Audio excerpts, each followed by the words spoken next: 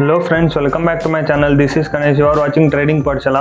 ಇವತ್ತಿನ ವಿಡಿಯೋದಲ್ಲಿ ನಿಮಗೆ ಟ್ರೈಲಿಂಗ್ ಸ್ಟಾಪ್ ಲಾಸ್ ಬಗ್ಗೆ ಕಂಪ್ಲೀಟ್ ಆಗಿ ತಿಳಿಸ್ಕೊಡ್ತೀನಿ. ಟ್ರೈಲಿಂಗ್ ಸ್ಟಾಪ್ ಲಾಸ್ ಅಂದ್ರೇನು, ಆಸ್ ಎ ಬಿಗಿನರ್ ಆಗಿ ನೀವು ಬಂದರೆ ಟ್ರೈಲಿಂಗ್ ಸ್ಟಾಪ್ ಲಾಸ್ನ ಹೆಂಗೆ ನೀವು ಯೂಸ್ ಮಾಡಬೇಕಾಗುತ್ತೆ, ಯಾವ ಟೈಮಲ್ಲಿ ಟ್ರೈಲಿಂಗ್ ಸ್ಟಾಪ್ ಲಾಸು ತುಂಬ ಇಂಪಾರ್ಟೆಂಟ್ ಆಗಿರುತ್ತೆ ಪ್ಲಸ್ ಯೂಸ್ಫುಲ್ ಆಗಿರುತ್ತೆ. ಓಕೆನಾ, ಸ್ಟಾಕ್ಸಲ್ಲಿ ಹೆಂಗೆ ನೀವು ಟ್ರೈಲಿಂಗ್ ಸ್ಟಾಪ್ ಲಾಸ್ನ ಯೂಸ್ ಮಾಡ್ಬೋದು, ಮತ್ತು ಆಪ್ಷನಲ್ಲಿ ಹೆಂಗೆ ಟ್ರೈಲಿಂಗ್ ಸ್ಟಾಪ್ ಲಾಸ್ನ ಯೂಸ್ ಮಾಡ್ಬೋದು. ಏನಕ್ಕೆ ಈ ಟಾಪಿಕ್ ಮಾಡ್ತಾ ಇದ್ದೀನಿ ಅಂದರೆ, ಪ್ರೀವಿಯಸ್ ಟಾಪಿಕಲ್ಲಿ ನಿಮಗೆ ಸ್ಟಾಪ್ ಲಾಸ್ ಬಗ್ಗೆ ಹೇಳಿದೆ, ಹೆಂಗೆ ಎಸ್ ಎಲ್ನ ನಾವು ಪ್ಲೇಸ್ ಮಾಡಬೇಕು ಅಂತ. ಯಾವ ಟೈಮಲ್ಲಿ ಎಸ್ ಎಲ್ನ ನಾವು ಪ್ಲೇಸ್ ಮಾಡಬೇಕು ಪ್ಲಸ್ ಅದನ್ನ ಹೆಂಗೆ ಟ್ರಯಲ್ ಮಾಡೋದು ಅಂತ ಕಂಪ್ಲೀಟ್ ಆಗಿ ಈ ವಿಡಿಯೋದಲ್ಲಿ ನಿಮಗೆ ತಿಳಿಸ್ಕೊಡ್ತೀನಿ. ಓಕೆನಾ, ಈ ಚಾನಲ್ ಯಾರು ಫಸ್ಟ್ ಟೈಮ್ ನೋಡ್ತಾರೆ ದಯವಿಟ್ಟು ಈ ಚಾನಲ್ನ ಸಬ್ಸ್ಕ್ರೈಬ್ ಮಾಡಿ ಅಂತ ಗೊತ್ತಿರ್ಬೋದು, ನಿಮ್ದು ಅಟೆಂಡೆನ್ಸ್ ಹಾಕಿ. ಓಕೆನಾ, ದಯವಿಟ್ಟು ಈ ವಿಡಿಯೋನ ಕೊನೆವರೆಗೂ ನೋಡಿ. ಈ ವಿಡಿಯೋ ಏನಾದ್ರು ಇಷ್ಟ ಆಯಿತು ಅಂದರೆ ದಯವಿಟ್ಟು ಒಂದು ಲೈಕ್ ಮಾಡಿ ಅಂತ ಹೇಳ್ತಾ ಈ ವಿಡಿಯೋನ ಶುರು ಮಾಡೋಣ. What is meant by trailing stop loss? Trailing stop loss ಅಂದ್ರೆ ಏನು ಅಂತ ಒಂದು ಸ್ಮಾಲ್ ಎಕ್ಸಾಂಪಲ್ ಅಲ್ಲಿ ಹೇಳ್ಕೊಡ್ತೀನಿ. ಫಾರ್ ಎಕ್ಸಾಂಪಲ್, ಯಾವುದೇ ಒಂದು ಟ್ರೇಡ್ ಅಲ್ಲಿ ನೀವು ಎಂಟ್ರಿ ಆಗಿದ್ರೆ, ಫಾರ್ ಎಕ್ಸಾಂಪಲ್ 100 ರೂಪಾಯಿ ನೀವು ಎಂಟ್ರಿ ಆಗಿತ್ತು ಅಂದ್ರೆ ನಿಮ್ದು ಟಾರ್ಗೆಟ್ ಲೈಕ್ 110 ಇಲ್ಲ ಫಾರ್ ಎಕ್ಸಾಂಪಲ್ 120 ರೂಪಾಯಿ ಅಂತ ಇಟ್ಕೊಳ್ಳಿ. ಓಕೆನಾ, ನಿಮ್ದು ಫೇವ್ರೇಟ್ ಅಲ್ಲೇ ಮಾರ್ಕೆಟ್ ಮೂವ್ ಆಯ್ತು. ಓಕೆನಾ, 100 ಇಂದ 110, 112, 113 ಆಗಿದ ತಕ್ಷಣ ನಿಮ್ದು ಆಲ್ರೆಡಿ 1:2 ಏನ್ ಬಂದಿರುತ್ತೆ. 1:1 ಅಂದ್ರೆ ನೀವು 5 ರೂಪೀಸ್ ಏನ್ ಸ್ಟಾಪ್ ಲಾಸ್ ಇಟ್ಟಿರ್ತೀರಾ, 100 ಅಲ್ಲಿ ನೀವು ಮಾಡಿದಕ್ಕೆ 5 ಇಂದ 10 ರೂಪೀಸ್ಗೆ ಹೋಗಿರುತ್ತೆ. ಏನು 1:1 ಇರುತ್ತೆ, 1:2 ಆಗಿ ನಿಮ್ಗೆ ಕನ್ವರ್ಟ್ ಆಗಿರುತ್ತೆ, 110 ರೂಪೀಸ್ಗೆ ಹೋಗಿರುತ್ತೆ. ಓಕೆನಾ, ವಾಪಸ್ ಮಾರ್ಕೆಟ್ ನಿಮ್ದು ಅಗೇನ್ಸ್ಟ್, ಫಾರ್ ಎಕ್ಸಾಂಪಲ್ ನೀವು ಫೇವರ್ ಆಗಿ ಮೂವ್ ಹೋಗ್ತಾ ಇದೆ ಅಂದ್ರೆ ಏನ್ ನೀವು 195 ರೂಪೀಸ್ಗೆ ಸ್ಟಾಪ್ ಲಾಸ್ ಇಟ್ಟಿರಿ, ಅದನ್ನ ತಗೊಂಡು 105ಗೆ ನೀವು ಸ್ಟಾಪ್ ಲಾಸ್ ನ ಟ್ರೈಲ್ ಮಾಡ್ಬೇಕಾಗುತ್ತೆ. ಏನ್ ನೀವು ಸ್ಟಾಪ್ ಲಾಸ್ ನ ಒಂದ್ ಕಡೆಯಿಂದ ಇನ್ನೊಂದ್ ಕಡೆಗೆ ಟ್ರೈಲ್ ತಗೊಂಡ್ಬಂದು ಅಡ್ಜಸ್ಟ್ ಮಾಡ್ತೀರಾ, ಅದನ್ನ ನಾವು ಸ್ಟಾಪ್ ಲಾಸ್ ಟ್ರೈಲ್ ಅಂತ ಕರಿತೀವಿ. ಏನಕ್ಕೆ ಅಂದ್ರೆ ಇದು ನಿಮ್ಗೆ ಫಾರ್ ಎಕ್ಸಾಂಪಲ್ ಪ್ರಾಫಿಟ್ ನಿಮ್ದು 1:2 ಇಲ್ಲ 1:3 ಮೇಲಿಂದ ಹೋಗ್ತು ಅಂದ್ರೆ ಪ್ರಾಫಿಟ್ ವಾಪಸ್ ಅಕಸ್ಮಾತ್ ರಿವರ್ಸ್ ಆಯ್ತು, ಮಾರ್ಕೆಟ್ ಏನೋ ಒಂದು ಮೇಲ್ಗಡೆಯಿಂದ ಸೆಲ್ಲಿಂಗ್ ಬಂತು ಇಲ್ಲ ಏನೋ ಒಂದು ನ್ಯೂಸ್ ಬಂತು, ಒಂದು ಪ್ರಾಫಿಟ್ ಅಲ್ಲಿ ಇರ್ಬೇಕಂದ್ರೆ ರಿವರ್ಸ್ ಆಯ್ತು ಅಂದ್ರೆ ರಿವರ್ಸಲ್ ತುಂಬಾ ಫಾಸ್ಟ್ ಇರುತ್ತೆ. ಓಕೆನಾ, ಮಾರ್ಕೆಟ್ ಅಪ್ ಹೋಗ್ಬೇಕಾದ್ರೆ ಮೇಲಿಕ್ಕೆ ಸ್ವಲ್ಪ ಸ್ಲೋ ಅಂಡ್ ಸ್ಟಡಿಯಾಗಿ ಹೋಗುತ್ತೆ. ಬಟ್ ಯಾವಾಗ್ಲೂ ರಿವರ್ಸ್ ಆಗೋ ಟೈಮಲ್ಲಿ ಬಿಗ್ ಕ್ಯಾಂಡಲ್, ದೊಡ್ಡ ರೆಡ್ ಕ್ಯಾಂಡಲ್ ಆಗಿ ಕಂಟಿನ್ಯೂಸ್ ಆಗಿ ಬಂದ್ಬಿಡುತ್ತೆ. ನಾವು ಜಸ್ಟ್ ಒಂದು ಕಣ್ಣು ಮಿಟ್ಟಷ್ಟೊಳಗೆ ನಿಮ್ಗೆ ಲಾಸ್ಟ್ ತೋರ್ಸಕ್ ಶುರು ಆಗುತ್ತೆ. ಸೊ ಅದಕ್ಕೋಸ್ಕರನೇ ಏನ್ ನಿಮ್ದು ಪ್ರಾಫಿಟ್ ಇರುತ್ತೆ 1:2 ಬಂದಿದ ತಕ್ಷಣನೇ ನಿಮ್ದು ಏನ್ ಟ್ರಯಲ್ ಏನ್ ಎಸ್ ಎಲ್ ಇಟ್ಟಿದ್ದೋ ಅದನ್ನ ಟ್ರಯಲ್ ತಗೊಂಡು 1:1 ಇಲ್ಲ 1:2ಗೆ ಟ್ರಯಲ್ ನೀವು ಮಾಡ್ತಾ ಹೋಗ್ಬೇಕಾಗುತ್ತೆ. ಅವಾಗ ಮೇನ್ ಇವನ್ ಮಾರ್ಕೆಟ್ ರಿವರ್ಸ್ ಆದ್ರೂ ಕೂಡ, ಫಾರ್ ಎಕ್ಸಾಂಪಲ್ ಇವಾಗ ಏನ್ 110 ಇರುತ್ತೆ ನಿಮ್ದು, ಮಾರ್ಕೆಟ್ 120ಗೆ ಹೋಗಿರುತ್ತೆ, ನೀವು 100 ಇಂದ 110 ಇಲ್ಲ 112ಗೆ ನಿಮ್ಗೆ ಟ್ರೈಲಿಂಗ್ ತಗೊಂಡ್ಬಂದು ಇಟ್ಟಿರ್ತೀರಾ. ಆಲ್ರೆಡಿ ನಿಮ್ಗೆ 12 ರೂಪೀಸ್ ಪ್ರಾಫಿಟ್ ಅಲ್ಲೇ ಇರ್ತೀರಾ. ರಿವರ್ಸ್ ಆಯ್ತು ಅಂದ್ರೆ ತಕ್ಷಣ ಇವಾಗ ಏನಾದ್ರು ರಿವರ್ಸ್ ಮಾರ್ಕೆಟ್ ಕೆಳಗಡೆ ಏನಾದ್ರು ರಿವರ್ಸ್ ಆಯ್ತು ಅಂದ್ರೆ ಒಂದೇ ಸರಿ ವಾಪಸ್ ಅದು 95ಗೂ ಹೋಗೋ ಚಾನ್ಸಸ್ ಇರುತ್ತೆ. ಏನ್ ನಿಮ್ದು 180 ಆಗಿರುತ್ತೋ ಅದರಿಂದ ಕೆಲವು ಹೋಗೋ ಚಾನ್ಸಸ್ ಇರುತ್ತೆ. ಏನಕ್ಕೆ ಅಂದ್ರೆ ದೊಡ್ಡ ಕ್ಯಾಂಡಲ್ ಬಂದು ಕೆಳಗಡೆನೂ ಹೋಗೋ ಚಾನ್ಸಸ್ ಇರುತ್ತೆ. ಸೊ ಅದಕ್ಕೋಸ್ಕರನೇ ನೀವು ಪ್ರಾಫಿಟ್ 1:1, 1:2 ಬಂದಿದ ತಕ್ಷಣ ನಿಮ್ದು ಟ್ರಯಲ್ ಎಸ್ ಎಲ್ ನ ಮೇಲ್ ತಗೊಂಡ್ಬಂದು ಈ ತರ ಇಡಬೇಕು. ಓಕೆನಾ, ಅದು ಇಟ್ಟಾಗಿದ ತಕ್ಷಣ ಮಾರ್ಕೆಟ್ ಏನಾರು ನಿಮ್ ಫೇವರ್ ಅಲ್ಲೇ ಹೋಗಿ ವಾಪಸ್ ಇವಾಗ 1:2 ಆದ್ರೆ 1:3 ಸ್ವಲ್ಪ ಹಂಗೆ ಟ್ರಯಲ್ ಮಾಡ್ತಾ ಮೇಲೆ ಹೋಗ್ಬೇಕು. ಯಾವಾಗ ಅದು ರಿವರ್ಸ್ ಆಗುತ್ತೆ, ರಿವರ್ಸ್ ಆಯ್ತು ಅಂದ್ರೆ ಒಂದೊಂದ್ಸಲ ಎಸ್ ಎಲ್ ಇಟ್ಟಾಗುತ್ತೆ, ಒಂದೊಂದ್ಸಲ ರಿವರ್ಸ್ ಆಗಿ ವಾಪಸ್ ಹೋಗೋ ಚಾನ್ಸಸ್ ಇರುತ್ತೆ.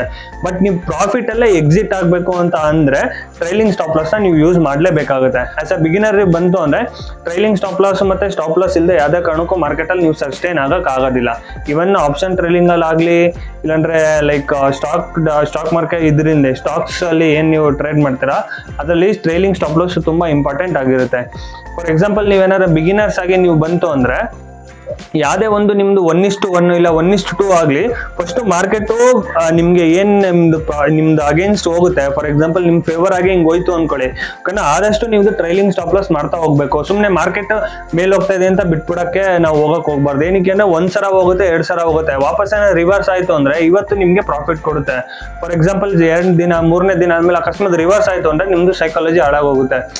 ಇಷ್ಟುದ್ದ ಪ್ರಾಫಿಟ್ ಇದು, ವಾಪಸ್ ನಾನು ಟ್ರಯಲ್ ಮಾಡ್ಬೇಕಾಗಿತ್ತು, ಮುಂಚೆನೆ ಎಕ್ಸಿಟ್ ಮಾಡ್ಬೇಕಾಗಿತ್ತು ಅಂತ ನಿಮ್ ತಲೆಯಲ್ಲಿ ಬಂದ್ಬಿಡುತ್ತೆ.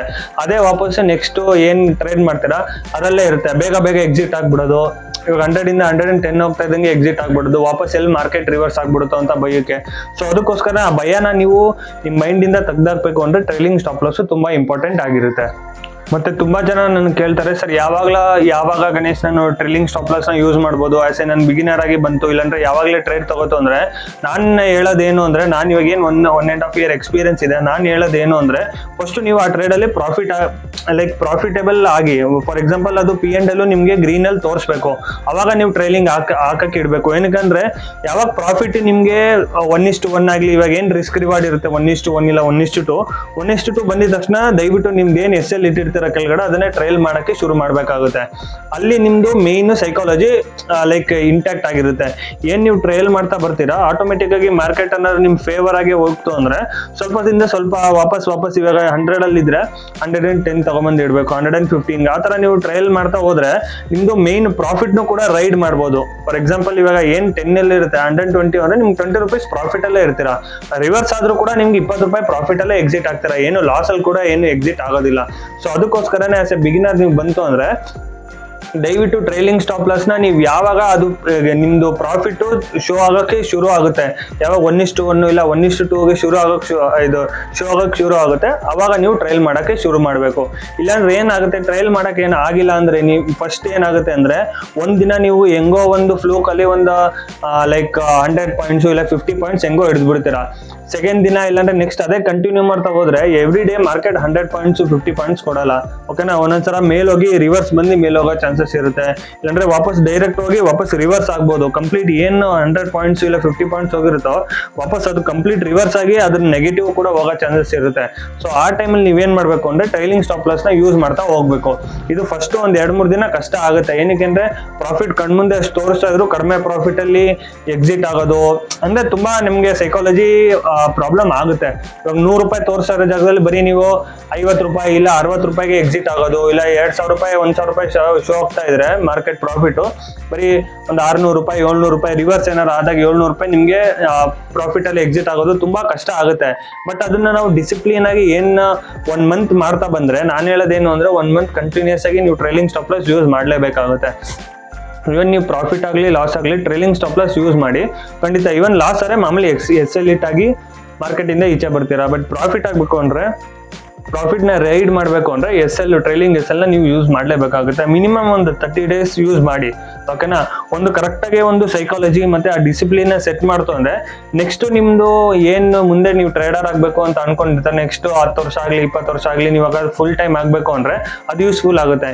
ನೀವು ಇವಾಗಲೇ 30 ಡೇಸೇ ನಿಮ್ದು ಟ್ರೈಲಿಂಗ್ ಸ್ಟಾಪ್ ಲಾಸ್ ನ ಕಂಟ್ರೋಲ್ ಮಾಡಕ್ ಆಗ್ಲಿಲ್ಲ ಅಂದ್ರೆ ಹೆಂಗ್ ಎನ್ಶೋರ್ ಮಾಡ್ತೀರಾ ನೀವು ಇನ್ನು ಲೈಕ್ 10 ವರ್ಷ ಆಗ್ಲಿ 20 ವರ್ಷ ಏನ್ ನೀವು ಫುಲ್ ಟೈಮ್ ಟ್ರೇಡರ್ ಆಗ್ಬೇಕು ಅನ್ಕೊಂಡಿರ್ತಾರೋ ಅಲ್ಲಿ ಈ ಸೈಕಾಲಜಿ ಡಿಸಿಪ್ಲಿನ್ ಯೂಸ್ ಆಗುತ್ತೆ ಅಂತ. ಸೊ ಅದಕ್ಕೋಸ್ಕರ ಆದಷ್ಟು ಟ್ರೈಲಿಂಗ್ ಸ್ಟಾಪ್ ಲಾಸ್ ನ ನೀವು ಯೂಸ್ ಮಾಡಲೇಬೇಕಾಗುತ್ತೆ. ಇವನ್ ಆಪ್ಷನ್ ಅಲ್ಲಿ ಆಗ್ಲಿ ಸ್ಟಾಕ್ಸ್ ಅಲ್ಲಿ ಆಗ್ಲಿ ಎಲ್ಲೇ ಆಗ್ಲಿ ಪ್ರಾಫಿಟ್ ಎಲ್ಲಿ ನಿಮ್ಗೆ ತೋರಿಸ್ತಾ ಇರುತ್ತೆ ನಿಮ್ ಪ್ರಾಫಿಟ್ ತಗೊಂಡ್ ಮನೆಗೆ ಬರ್ಬೇಕು ಅಷ್ಟೇ. ನಿಮ್ದು ಪ್ರಾಫಿಟ್ ಅಲ್ಲಿ ಎಕ್ಸಿಟ್ ಆಗ್ಬೇಕು.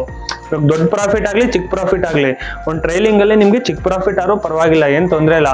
ಆ ಪ್ರಾಫಿಟ್ ನ ಫಸ್ಟ್ ನೀವು ಕ್ಯಾಚ್ ಮಾಡೋದು ನೀವು ಕಲ್ತ್ಕೋಬೇಕು. ಆ ಕ್ಯಾಚ್ ಮಾಡೋದು ಹೆಂಗೆ ಅಂದ್ರೆ ಟ್ರೈಲಿಂಗ್ SL ಇಂದ ನೀವು ಕ್ಯಾಚ್ ಮಾಡ್ಬೋದು. ಸೊ ಅದಕ್ಕೋಸ್ಕರನೇ ಆದಷ್ಟು ಟ್ರೈಲಿಂಗ್ ಸ್ಟಾಪ್ ಲಾಸ್ ನ ಯೂಸ್ ಮಾಡಿ ಅಂತ ಈ ವಿಡಿಯೋದಲ್ಲಿ ನಿಮ್ಗೆ ಹೇಳಕ್ ಇಷ್ಟಪಡ್ತೀನಿ. ಓಕೆನಾ, ಐ ಹೋಪ್ ಈ ವಿಡಿಯೋ ನಿಮ್ಗೆ ತುಂಬಾ ಇನ್ಫಾರ್ಮೇಟಿವ್ ಆಗಿ ಇದೆ ಅಂತ ಅನ್ಕೊಂಡಿದ್ದೀನಿ. ಈ ಲಾಸ್ಟ್ ವರ್ಗೆ ನೋಡ್ತಾರೆ ದಯವಿಟ್ಟು ಒಂದು ಲೈಕ್ ಮಾಡಿ. ಈ ವಿಡಿಯೋನಾರ ಇಷ್ಟ ಆಯ್ತು ಅಂದ್ರೆ 4 ಜನಕ್ಕೆ ಶೇರ್ ಮಾಡಿ. ಯಾರ್ಯಾರು ಹೊಸಬ್ರು ಸ್ಟಾಕ್ ಮಾರ್ಕೆಟ್ ಬರ್ಬೇಕು ಅಂತ ಅನ್ಕೊಂಡಿರ್ತಾರೋ, ಹೆಂಗೆ ಟ್ರೈಲಿಂಗ್ ಸ್ಟಾಪ್ ಲಾಸ್ ಯೂಸ್ ಆಗುತ್ತೆ ಅಂತ ಅನ್ಕೊಂಡಿರ್ತಾರೋ ಅದು ಅವ್ರಿಗೆ ಒಂದು ಐಡಿಯಾ ಬರುತ್ತೆ ಈ ವಿಡಿಯೋ ನೋಡಿದ್ರೆ. ಓಕೆನಾ, ಸೊ ಈ ವಿಡಿಯೋನ ಇಲ್ಲಿಗೆ ನಾನು ಕ್ಲೋಸ್ ಮಾಡ್ತಾ ಇದ್ದೀನಿ.